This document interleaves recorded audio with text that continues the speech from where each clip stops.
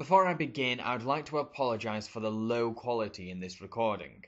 Hello, my name is Jambareeqi, and joining me for an interview is Disney animator and director Tony Bancroft. Tony has served as an animator for such Disney films as The Rescuers Down Under, Beauty and the Beast, Aladdin, Lion King, The Hunchback of Notre Dame, and The Emperor's New Groove. He's also served as the animation supervisor on Stuart Little 2, co-directed Disney's Mulan, and was the co-founder of the cartoon company Toonatious. Thank you for joining me, Tony. Thank you. Nice to be with you, James, on a bright and sunshiny Saturday morning here in California. Let's start at the beginning. What was your childhood like? Oh, it was good. I grew up kind of in a somewhat poor family with just a single mom to support three kids, so that made it a little difficult financially. But overall, it was good because I grew up with a twin brother, and we shared all the same interests, especially art, from a very early age. My brother Tom and I drew comic strips like Peanuts, Schultz comic strip The Peanuts, and also Calvin and Hobbes. We were big heroes of those, big fans of those comic strips, and we used to draw and imitate them all the time until we actually drew our own comic strip early on and started our own thing. What was school like for you? It was good. We grew up in a bad neighborhood, a tough neighborhood, I guess. So, we had a small amount of friends, but we stayed close to them, which was good. So we were kind of the outcasts, I guess you could say, my twin brother and I. We call them nerds here in the States. I don't know what you call them there. But we were definitely nerds, I would say, because we were into comic books and comic strips and drawing and not sports whatsoever. When did you first take an interest in animation? That wasn't until college, actually, because Tom and I were doing comic strips and so into comic books. We like to draw, we like to do cartooning, but animation to me was like rocket science. I thought you had to be some kind of special genius to figure out how to do it. I knew it had to do with multiple drawings. I mean, this is all before CG animation, so it was all 2D stuff. And but I knew it had to do with multiple drawings, but I couldn't figure out how you actually created timing and a performance basically out of these separate drawings. And so for the longest time, I just didn't really even investigate it. I just thought I'll just do a comic strip with my brother, and we'll be the next, Bill Watterson or something like that. But it wasn't until college that I met a friend at a city college that I was going to that was doing some really cool clay animated videos. He was into music also and had a band of his own, and he was doing these cool little clay animated videos. And he and myself and my brother joined together one summer, and through a whole summer we created a little animated video that I starred in as this guy dressed in a dress and like a woman, and I was a teacher in a class, and then all the kids were animated in clay, and it was to the song and everything. And after finishing that video, it was like the light bulb just turned on. It was like, wow, this is cool. I just thought if I could do this with clay, I wasn't much of a sculptor. I didn't do a lot of stuff with clay before that. And I thought if I could do this with these clay characters, then surely I could do it with my drawings and get into animation. And it just kind of turned on this light bulb of excitement of the possibilities of animation. And then from there, it was my brother and I both fell in love with it at the same time, and we investigated colleges and went off into college for it. Now, to gain academic education about animation, you attended CalArts. Can you tell me what your CalArts experience was like? CalArts was awesome for my brother and I. It's nice that you can go into a situation like that where you're leaving home and that sort of thing with a good mate. And in this case, my brother was my best friend too. So going there and just being caught up, both of us, in this whole new world of animation with, kids that were all our age, and the excitement level. CalArts at that point had a great reputation too. They were like the Disney school, and at that time, there was not DreamWorks and all these other studios. It was only Disney for feature animation. and then everything else was TV. So you either wanted to work at Disney or you wanted to go into TV animation in some way. And Cartoon Network was just starting out and things like that, I think, at the time. But Tom and I always, had high aspirations, and we thought we're going to go for Disney. And so we went there, and we studied alongside people like, I don't know, I think out of our freshman class, 4 or 5 of them went into directing. Ash Brannon was in our class, who did Surf's Up, and Pete Docter, who went to Pixar and became one of their main directors on Monsters, Inc. and Up was in my class, and several others. And then, there's more directors and more big time animators that have gone through CalArts than any other school. So being a part of that tradition was, I think, the really cool thing that was so exciting and infectious for us. When you left CalArts to work at Disney, what was your first job for the major animation studio? Tom and I got we actually left CalArts because we ran out of money. I mean, it's an expensive school. My single mom was not prepared by saving away for college for us. We had some little summer jobs here and there, but barely enough to kind of get through the first year. The second year, we worked all summer just to have a little bit of money to get through the first semester of our sophomore year. And just coincidentally, and really it was a God thing, Disney came and did a big portfolio review during our second semester of our second year. And they were looking for brand new interns for an internship. And this internship was to train new talent for the new Disney MGM studios. And it was in Florida, Orlando, Florida. And they were starting a brand new studio up. And it was so exciting. Tom and I stopped going to class. We put all of our time and energy into working on our portfolio and just to impress Disney. And we showed our portfolio, and we got accepted into this internship. And it was, at the time, it was the largest internship that Disney had ever done. But they pulled students from all over the country. But Tom and I were one of the first 2 in that internship. We worked for about 9 weeks in that internship, and then became some of the first employees, really, for the new Florida studio that was just starting up at that time. And we became, our first positions that we got were cleanup artists. They're in traditional animation, there's the animator, and then the cleanup artist does the clean drawings over his animation. And so Tom and I became assistant animators in cleanup as our first position in Florida. You later served as supervising animator for the character of Pumba in The Lion King. Was there any difficulty in animating a 4-legged animal? Oh yeah. I was very nervous about that when I first got the assignment. I was nervous and excited, I guess. Being a fan of Bambi and some of those, and Lady and the Tramp being one of my all-time favorite Disney films, I was always amazed at how the animators could study and get a lot of the realistic traits of an animal, whether it be a dog or a deer or something like that, but also put the performance into it, create a character out of that somewhat realistic animal. They also had some kind of combination of caricature in the performance. So after I knew that it meant a daunting amount of research, and the good thing is that Disney was very much on board with that and put all of us animators through a good 6 months of just drawing animals and taking zoo trips. And at the time there wasn't the internet, so we had to get videotapes from National Geographic and other shows that were on TV.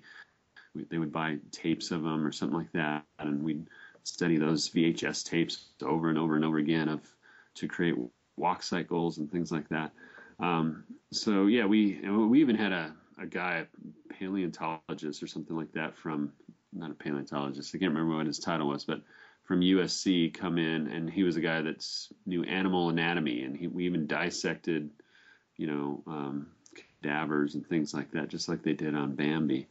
And even brought in real lions to draw and stuff like that. It was a pretty intense time, but also a lot of fun just in learning about animating and drawing animals. So I really think if it wasn't for that training time that we had, Lion King would not be as good as it was. What influences did you have for Pumba? Did Ernie Sabella's performance inspire the way you animate him by any chance? Oh, absolutely. I think a good animator really tries to infuse the voice into the personality of the character visually too. And so I did a lot of study of listening to his voice over and over again to kind of capture his style of performance, because Ernie always had that very kind of staccato way of acting, and especially with Pumbaa. So it was always that like very kind of abrupt start and stop kind of, hey, Timon, we better go look. I think he's still alive. And he had this, very, very kind of crisp, hard way of hitting his sharp, sharp vowels and consonants and stuff. So I actually spent some time with Ernie. I'd go to the recording sessions and watch him and draw him, and we even videotaped him, which was helpful. But then he was appearing with Nathan Lane, who did the voice of Timon on Broadway in a revival of Guys and Dolls. And so myself, Mike Suri, who animated Timon, and Nick Ranieri, who was working on the film at the time, the three of us paid for ourselves to go out to New York, and we actually saw Guys and Dolls, and I watched Ernie in real life, performing on stage, and Mike was there to watch Nathan perform on stage, and then we got to know him afterwards. We went out to dinner with them and spent some time with them in New York, and that was great. I mean, it was like, to me, that was the equivalent of the time that we had studying the animals too, but now we were studying the actors, and really it was the combination of the animals and the actors that came together to make those performances live. What would you say is the most difficult thing about hand-drawn animation? Oh, it's tedious. I mean, I think the hardest part is the drawing, because it's the one thing that you don't have to worry about with CG animation. I've always felt like traditional animation, has 4 different components that you have to deal with in your head. You're always making choices about 1, the drawing, 2, the performance, 3, the timing. What was the 4th? Maybe it was just 3. It was performance, drawing, and then timing, your spacing of the drawings and such, that really kind of create the animation ultimately. Whereas in CG animation, you just have to worry about the performance and the time. The drawing is something you don't have to consider. You have the model that already exists. It's always on model. And your choices are really about, how far to push a pose or which expressions to hit, and does your rig do this or that, which becomes kind of a technical adventure. But yeah, for me, I think it was always the drawing. Although that's the part I also enjoy the most. I love just sitting at my desk and drawing. I love that aspect of animation, just falling into the rhythm of drawing, and the excitement of going into that world as I pick up a pencil and lay it down on a piece of paper. To me, that's what has always, no pun intended, but drew me to animation, and it still is. It's the most difficult thing, and one of the most enjoyable parts too. Now, as well as Pumba, you've also provided supervising animation for the character of Kronk in The Emperor's New Groove. What's it like doing comedy characters? Actually, well, I mean, my career, I would say animators are typecast a lot of times, which is a good and a bad thing in some ways. Like Mark Hand was always considered the girly man, right? Because Mark Hand, if you know who he is, animated Belle and Ariel and Jasmine and Princess Tatiana, I guess it is, from Princess and the Frog.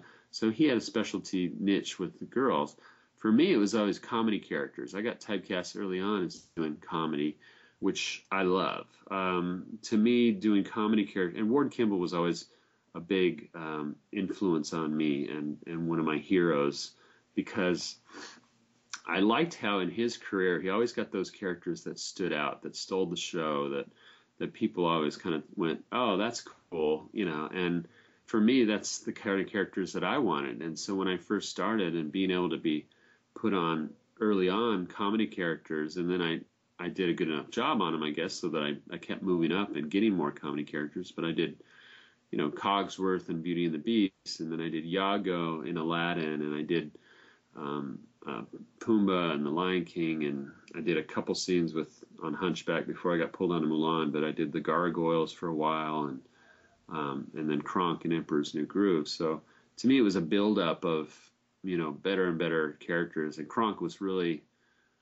I would say, the funnest, mostly because of the voice. Patrick Warburton, who does the voice of Kronk, was just so funny and so original in his delivery that it was hard. It was hard not to make the scenes funny. What were your influences when animating Kronk? It's funny because I had small kids at the time, and they would come into my office and I would see all these pictures that I had up around my desk for reference. And they'd kind of look at me funny because they were all bodybuilding pictures and guys that with no shirts on and greased up oily bodies and making muscle poses. And I was looking at all these muscle magazines and pumping iron magazines because I wanted to, that was Kronk. He was this big kind of bodybuilding, kind of big pumped up guy.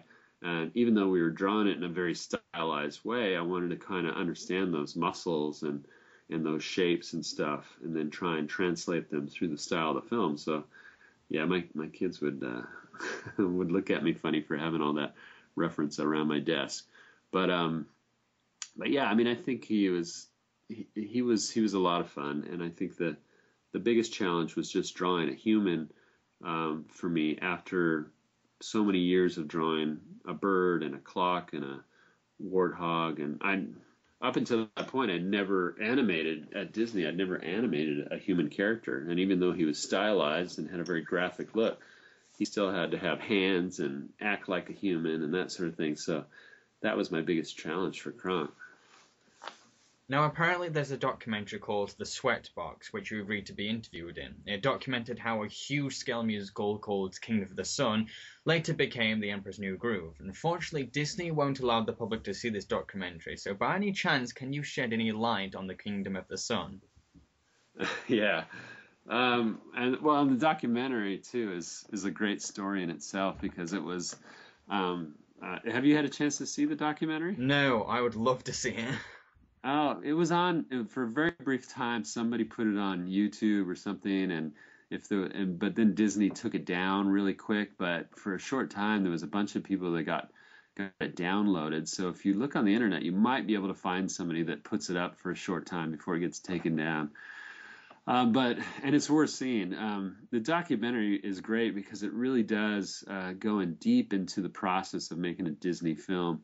And Kingdom of the Sun, or Kingdom Under the Sun, Kingdom in the Sun, there was a couple different titles that were around the same thing, it was just a failed attempt at a good idea. And many of the Disney films start out that way. And the truth of the documentary is really the truth of the creative process for Disney, which is you make mistakes and you spend a lot of money and time going in one direction, and then you realize it's not really working. We got to quickly go this other way. And Kingdom in the Sun is a prime example of that. They spent Roger Allers was the director of that project by himself at first, and he spent 2-3 years developing it. And they were actually in production on that film, but it was just a totally different flavor of film. It still took place in South America, and it still had characters like Cusco and had some of those same names, but the characters were different. The story was totally different. It was like Prince and the Pauper meets Aladdin, really. So it had these elements of magic in it. It was a love story between Cusco and this princess, and it had this Prince and the Pauper thing where Cusco wanted to switch places with the emperor and to get the girl, and then he also changed into a llama for a little while. So it had some of the elements of what Emperor's New Groove ultimately became, but it was kind of more of a serious musical drama kind of thing, and it was too reminiscent of films that we've made in the past at Disney, and it was just not entertaining enough. And then Mark Dindal came in, and he was a director that had worked in effects animation actually for Disney for a while. And he came in to work with Roger to revamp it, but it came to a head after a screening of Kingdom in the Sun that the executives were not happy with it. Michael Eisner and Jeffrey Katzenberg and all that they knew it wasn't working. And Roger Allers, the director, just was kind of stubborn about it and thought that he could make it work, and it just needed small changes. And they were saying, no, it needs big changes. And Mark Dindal, who was working with Roger underneath them, had some ideas to make it different, new and exciting and funny.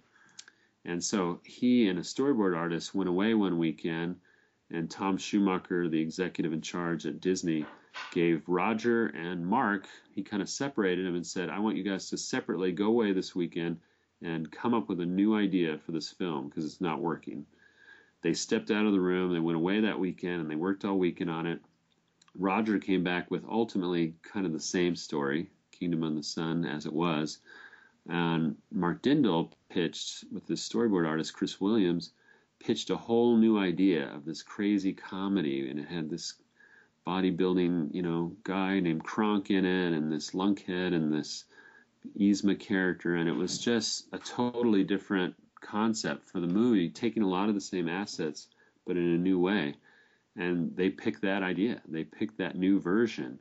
And Roger could not stand that. It was not his film anymore, and he stepped out. But what it had meant is that, Sting was on board with Roger and had written like 5 or 6 songs and fully produced them. And when they went in the new direction with Mark Dindal's version of the movie that became Emperor's New Groove, they cut out all those songs. They were all lost to the old version.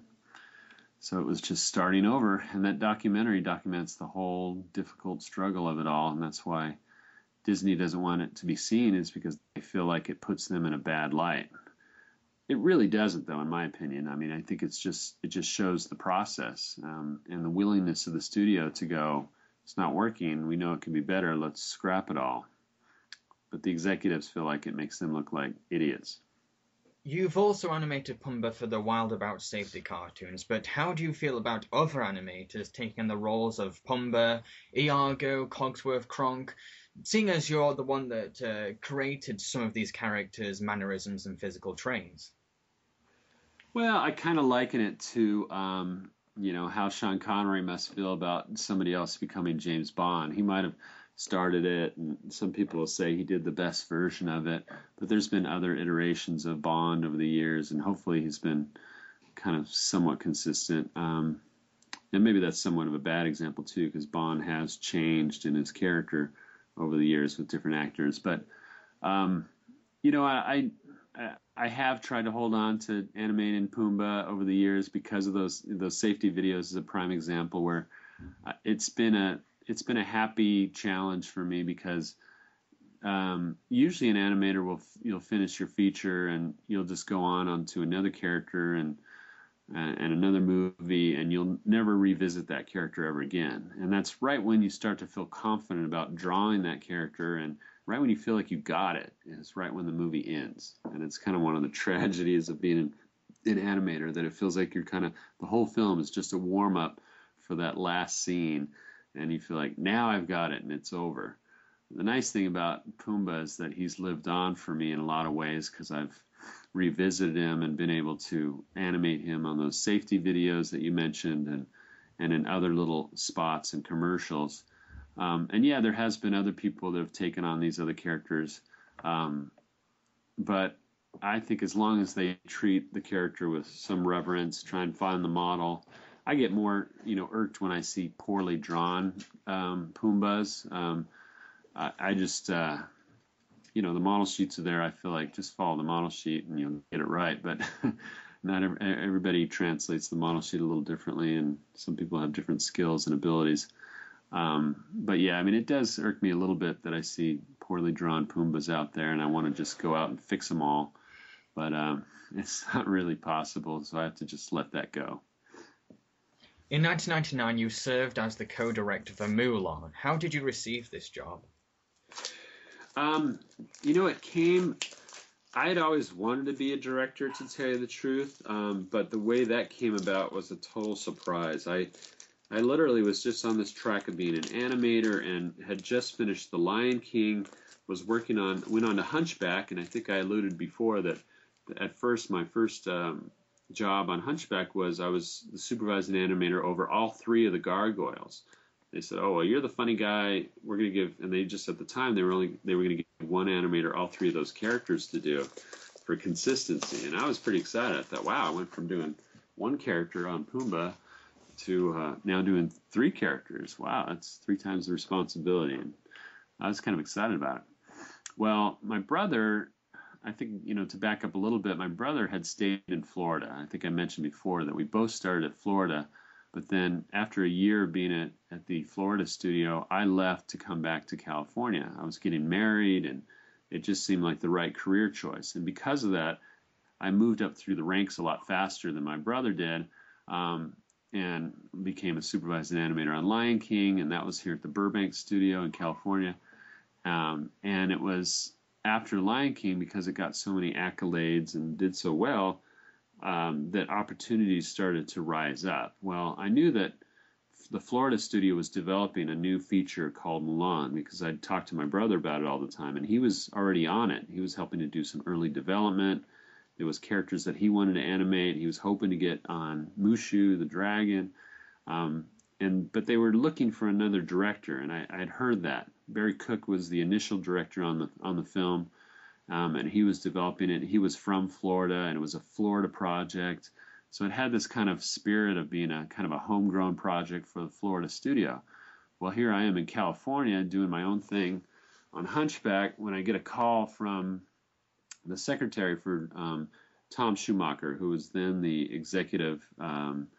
creative executive in charge of development. And I'd never met with this guy one-on-one. I see him in the hallway all the time. "Hi, how you doing, Tom?" We had somewhat of a social relationship, but we didn't hang out, and I'd never been in his office. And I felt like it was being kind of called to the principal's office. I thought, I don't know, am I in trouble? So I went home and I told my wife that day, I said, I got this on Friday. I'm supposed to go in for a meeting with Tom Schumacher. And this was like Tuesday or something. And so I had all week to think about it. And I told her, I don't know. It's one of two things. I'm either getting promoted or fired.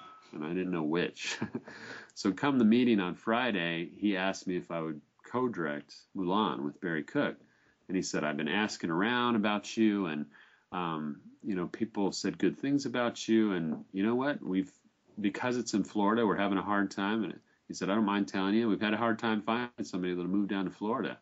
And he said, "And you started there, so you know all those guys." So he felt like that was a big advantage for me, is that I knew the crew down there already, having worked there for a year before I came out to California. And I said, "Yeah, I knew all those guys, but I knew them as I was a cleanup artist. I was a beginning. When I worked with those guys, I was underneath them all, and here I'd be coming back as their boss." So it was very intimidating concept to think that I was going from, basically a first-time supervising animator to now all of a sudden jumping up to director. It was a big jump. I had a 10-year plan to become a director at Disney, and that was ambitious at itself. I mean, it took 15, 20 years for most people at the time to move up to a director position.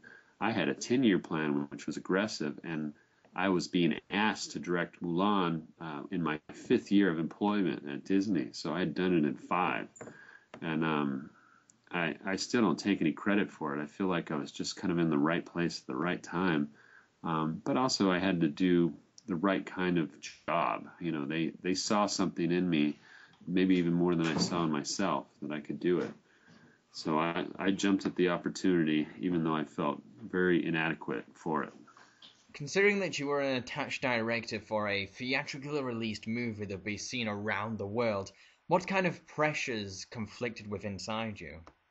Oh, it was very intimidating, man, because this was all the movies at that time, it was like the early 90s, each one was kind of upping each other up until the peak of The Lion King. And then, at the box office, it was, Little Mermaid did really well. And then it was Beauty and the Beast. And then it was Lion King. And everyone was kind of getting better and better and doing more. And there was this there was this excitement about Disney animated films that the audience kind of like you see with Pixar films nowadays, or even maybe a couple of years ago. There was that excitement of what's the next one, and people were just thrilled about it. So there was a lot of pressure on, and then so there was a lot of pressure coming on to Mulan of, wow, here I am, a first-time director, and not really even prepared for it or feeling prepared for it. Managing a team of artists in Florida that I had been underneath most of them, particularly Mark Henn. I was like his cleanup assistant, and now I was directing him on this feature. So yeah, the pressure was pretty intense.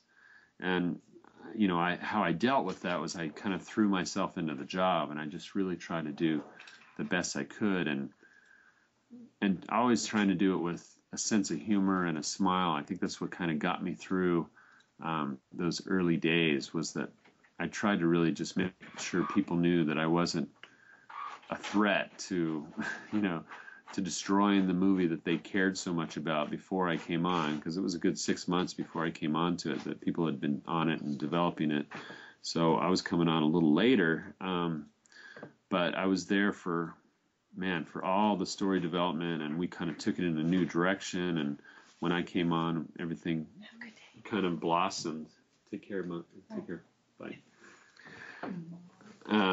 So it was really just kind of a different time for me, but a lot of pressure. It was a roller coaster ride for sure, directing a feature at Disney. What influences did you have to inspire your direction for Mulan?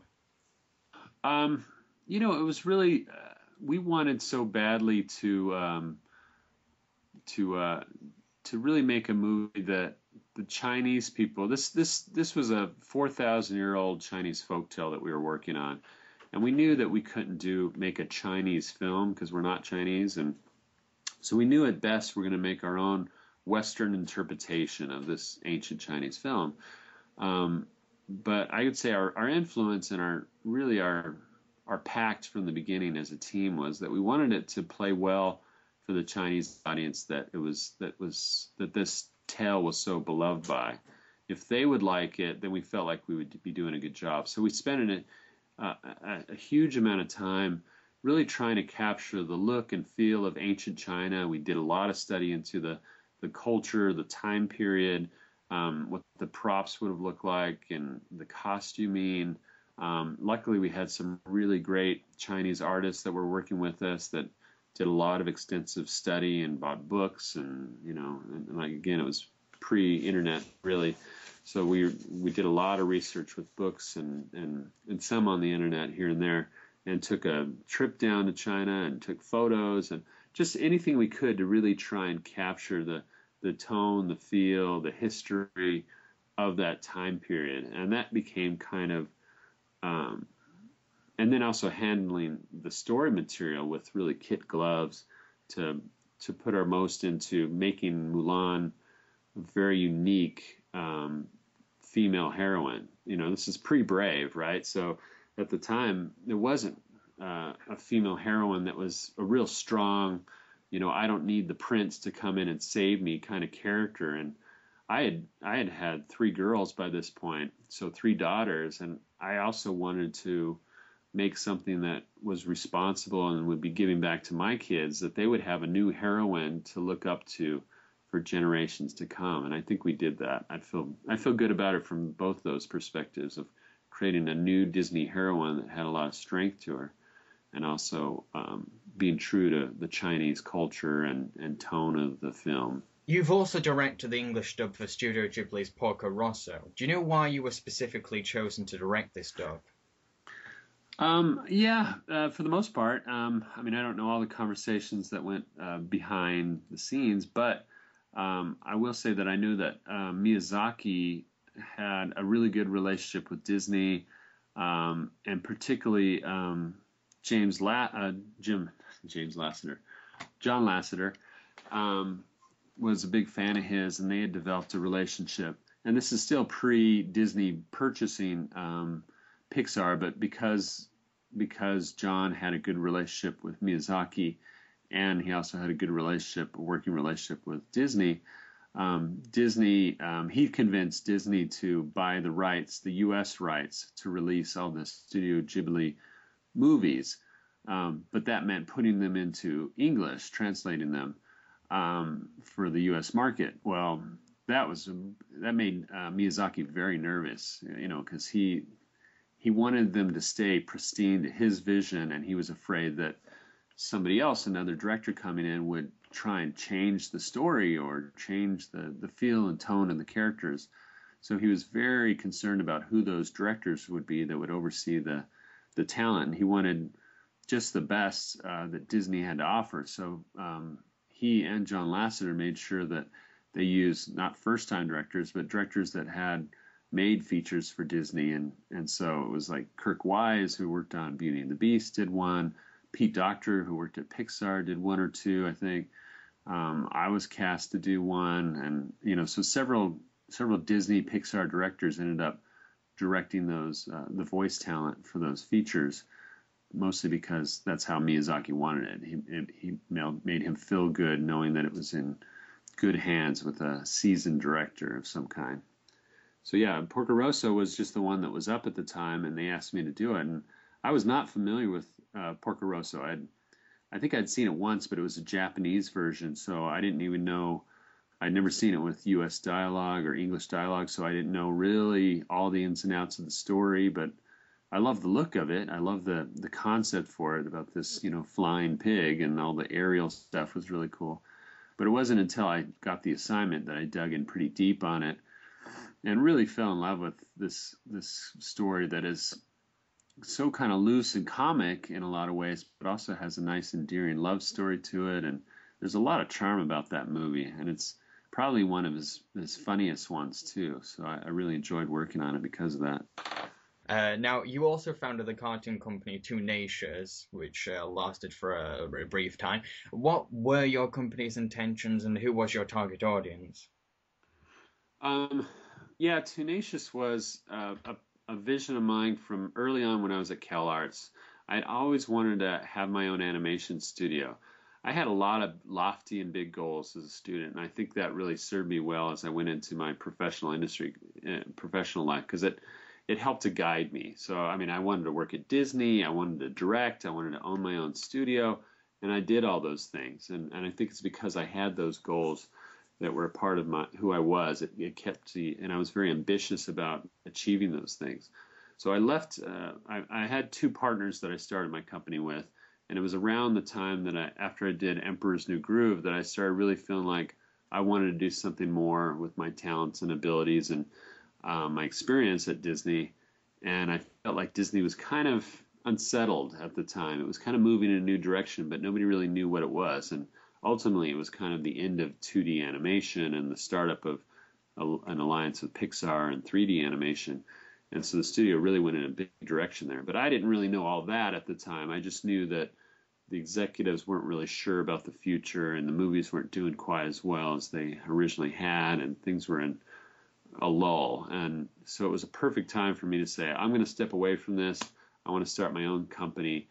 And my goal really with Toonatious was to do, I wanted to do Christian-based animation, things that had good moral values to it, Bible principles.